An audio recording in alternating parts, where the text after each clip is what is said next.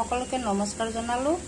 আজি সম্পূৰ্ণ পিয়াজ আৰু নহৰু নোহোৱাকৈ বাটাৰ পনীৰ মছলা বনাই আছো।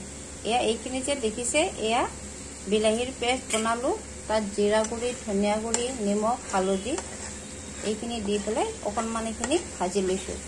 আৰু এইফালে এইটো কাজু আৰু খিচমিচৰ পেষ্ট বনাই ললো। এতিয়া দি দিম এইখিনি অকণমান ভাজি পেলাই তাত।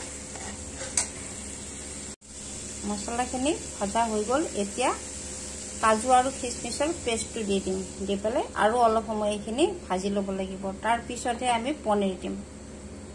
আমাৰ মছলাখিনি ভজা হৈ গ'ল। চাওক কিমান ধুনীয়া হৈছে। তাত এতিয়া পনীৰখিনি দি দিম।